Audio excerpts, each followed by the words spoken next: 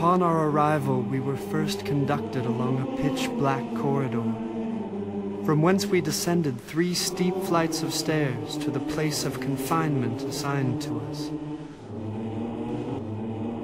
The dungeon was wrapped in thick darkness, and our fellow prisoners numbered nearly 150 souls, thieves, assassins, and highwaymen.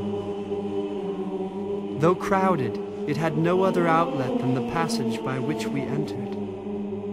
No pen can depict that place, nor any tongue describe its loathsome smell. Most of these men had neither clothes nor bedding to lie on. God alone knoweth what befell us in that most foul-smelling and gloomy place. We were all huddled together in one cell, our feet in stocks, and around our necks fastened the most galling of chains.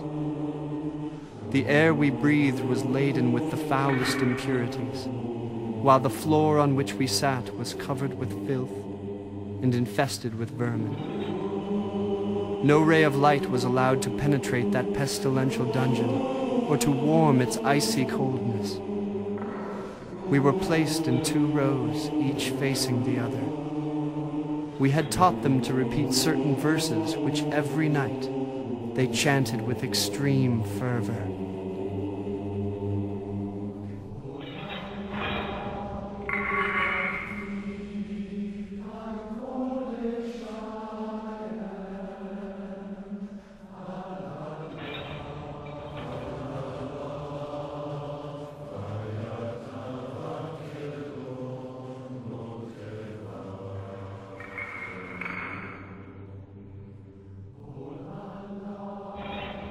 God is sufficient unto me. He verily is the all-sufficing. One row would intone, and the other would reply. In Him let the trusting trust. In Him let the trusting trust.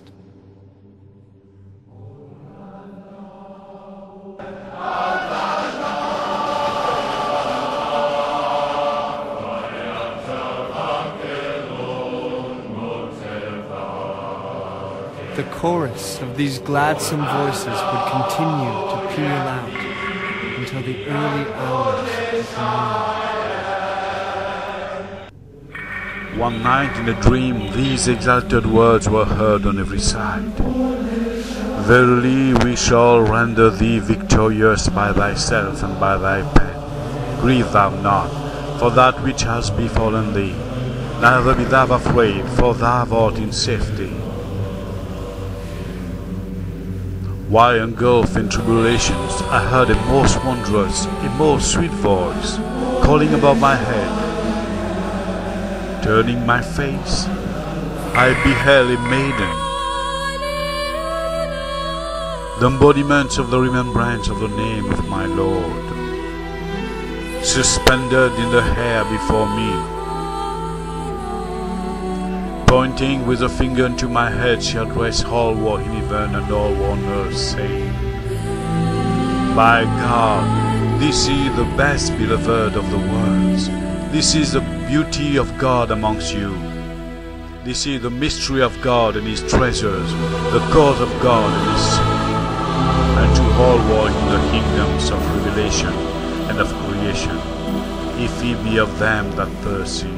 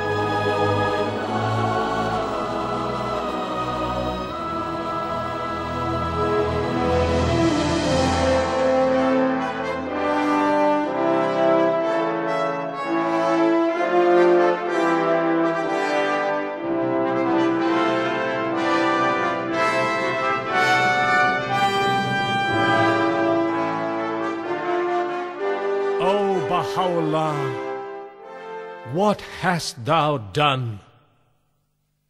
Beneath the canopy of your presence, we here assembled acknowledge with our lives the truth you proclaimed. O Baha'u'llah, how long we have waited. O Baha'u'llah, by your grace we behold you, Prince of Peace, Ancient of Days, O Promised One of all ages. O Baha'u'llah, what hast thou done?